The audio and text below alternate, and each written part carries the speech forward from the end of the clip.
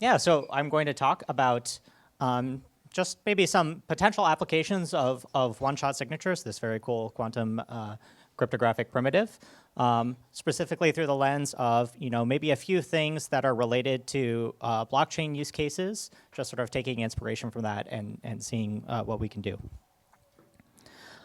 So I don't think I have to necessarily go over the sort of power of quantum information and the no cloning theorem with respect to the things that it can potentially do for cryptography. But the specific primitive that I'm going to talk about today is this one-shot signature primitive.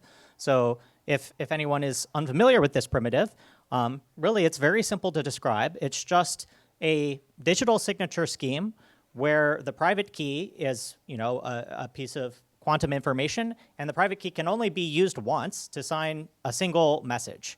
And everything else about the sort of the key generation procedure is this quantum algorithm, but everything else about the verification, for example, is done classically.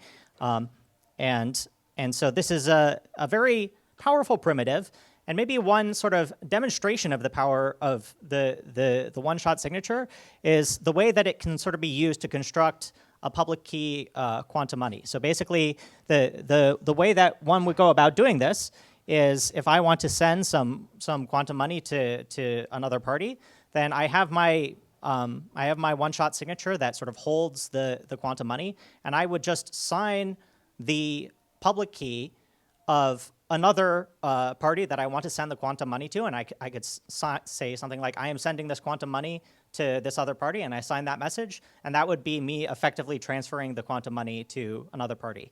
And maybe the reason that this is somewhat inspirational is that this sort of diagram here, which sort of communicates the way in which the signature is sort of passing this money on, is not, this diagram isn't from the one-shot signature paper at all. It's just from the Bitcoin white paper, right? So it's actually very similar the way that this primitive communicates the transmission of money. That really the only sort of difference is in the Bitcoin white paper, you have this sort of consensus network to prevent so-called double spending, whereas in the one-shot signature, you don't have to prevent it at all because there's only one signature possible from every private key.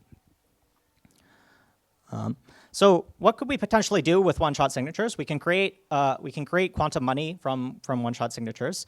But given that it's sort of we did it in a Bitcoin-like way, what are the other things maybe from the cryptocurrency space or the secure computing space more broadly that we could potentially do with this primitive? So one question is smart contracts, and we might sort of look to this paper on another Orsitat's name has come up a few times today. I think he calls this prudent contracts, right? One thing you could think to do is, okay, can we create a smart contract out of this quantum money? And maybe the simplest form of smart contract is a multi-sig, right? Multi-signature schemes where any K of a particular pool of N parties are supposed to be able to get together to authorize spending. Of course, this sometimes goes wrong, as in the case of Bybit. But we see that there are sort of these interesting limitations. Even though we can technically do this sort of thing, there's still these interesting limitations. For example, we can create a 2 of 3 multisig with quantum one-shot signatures, but we can't create a 1 of 3 multisig, because if we were ever to create a 1 of 3 multisig, then there would be 3 different people who could sort of go off separately, and they would each be able to spend the quantum money separately. And that would be a disaster, because that would constitute like an inflation of the quantum money, and you would be able to get more money out than you started with. And so this sort of gives us maybe a view into the ways in which we can potentially restrict the notion of smart contract so that we can still, have smart contracts at all. We can either sort of restrict the set of possible transactions or the possible forms of smart contracts that we create, or we could do something, and this is another thing that Orr mentions in this paper, is we could require some sort of formal proof that no double spending can occur before we allow a contract to be made. So to sort of move on, right? Here's another example of something that people sometimes want to be able to do in the cryptocurrency space. They want to be able to do some kind of atomic swap, right? I have a virtual dollar and you have a virtual euro, and I want to, swap this with you or make a trade. And I want to make sure that I get the euro, you get the dollar. There's no sort of partial thing where I get half a dollar, half a euro. That's not what I want. But how can we sort of accomplish this? And actually, this is sort of one of those things that's impossible even with quantum information, impossible even in the sort of like the fully quantum setting, because there's this sort of fundamental issue where the person who sends the last message in this protocol we devised, they don't actually have to necessarily send that message, because once they've received their last message, they can be done with the protocol. And so there's this sort of issue where it's not really possible to achieve this quantum atomic swap thing in full, but there is something that we can sort of do, which is that we can only obtain a sort of 1/n chance of failure, where n is the sort of number of rounds. So basically, there's this process we can do where we send back and forth a sort of quantum smart contract between ourselves. I send it to you, and each time we send this quantum smart contract to each other, we're sort of signing it to acknowledge that we made this receipt. And if anyone ever stops sending, if somebody like goes away in the middle of the protocol, the point is that we can eventually unwrap the last signature we made on this sort of message that we were sending back and forth, and we can use that to either retrieve with fairly high probability, not high probability. Either we can sort of revert the entire swap, or we can go forward and potentially complete the transaction. So this is the sort of one thing that you can do to sort of work around the edges of this sort of impossibility result. Maybe another sort of more broad thing that we could think of to do is to sort of take this process more seriously. So in the one-shot signature paper, they sort of describe this process of signing the subsequent public key, and I think they call it like a sort of forward signature process. And one sort of interesting thing you could do with that is you could say, okay, I could think of running this smart contract like this, but I could also think about it as being sort of this arbitrary sort of execution environment where I basically run any virtual machine inside this process, where every time I make an update to the virtual machine, or every time I send a message to the virtual machine, or any time a message comes out of the virtual machine, I can make a signature to acknowledge that this message has been sent to the virtual machine. And the sort of nice property that this gives you is it makes it impossible to equivocate. So this doesn't give you, I think Fabrizio mentioned that you can't really get the full functionality of a one-time program, which is something that you might sort of think to get out of quantum computing, but it's not really possible. But you sort of can get this unequivocating execution environment where it's possible for someone who's running this environment to see what's going on inside, but they still can't really play tricks with, okay, I can tell one person that the environment did one thing, and I can tell another person that the environment did another thing. So this is a sort of nice general primitive that you can get out of this. And just to sort of make a final point about like the full possibilities that you could do with this sort of thing. So there's this concept that I think I first heard it described informally as the process of snarking a protocol, or wrapping a protocol in a snark.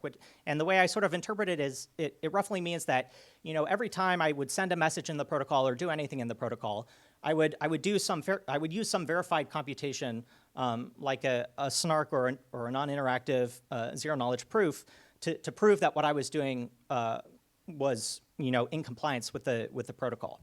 And I think it was sort of later expressed to me that this is actually something that's been around for decades. This sort of concept. This is really the GMW compiler, right? This has sort of been known for a long time that you can do this process of wrapping things in zero-knowledge proofs.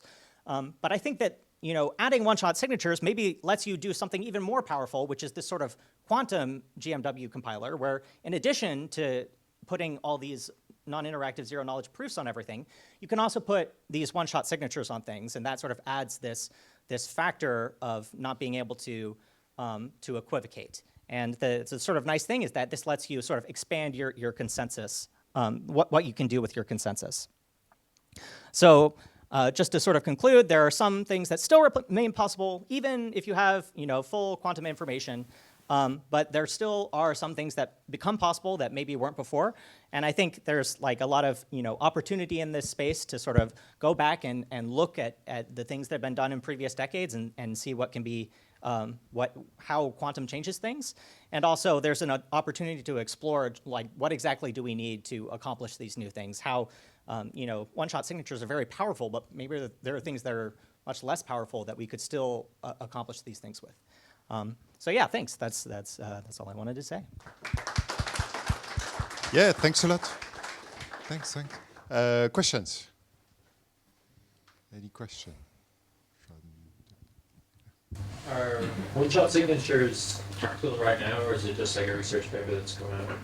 Yeah, so it's just a research paper that's come out. It's something that's definitely far in the future. I think it's expected that you would need a fully fault-tolerant quantum computer to achieve this. And in fact, I think there still needs to be some research done. It's sort of more hypothetical. There needs to be some research done on what are the actual proposals for the underlying primitives that you would build this out of. But it's not something that's been ruled out, and it's certainly something that is inspiring in terms of what it can potentially do, yeah. But is it clear that it's not possible to do something similar with the communication and quantum communication and quantum memories? Yeah, so I actually think that, I haven't really addressed this in the talk directly, but I think, it's good to think of one-shot signatures as an inspiration, but I think many of the things that I've talked about probably actually can be done with much less involved primitives, and I think that's, it's just a great starting point. Sometimes you start with a very high-powered tool, and you sort of work your way down to see what you can do with less. And so I think there's a lot to be done there, yeah. On just a simple observation, when you try to replace quantum computation with quantum communication in security environments, there's always the problem that now you don't have one party, you have two. So for instance, in the quantum programs thing that I explained, obviously if you assume the sender and receiver collude, then good night, there's nothing you can do about it. So there is this very important assumption, which is not important if you want to prove to yourself that everything works, but if you want a public proof, that public proof, either you go with some like Bell-like non-contextual framework, which is possible, otherwise there is no way to show to the world that you didn't collude with the other guy and you are basically playing anyone. Well, one-time signature has two parties already. Yeah.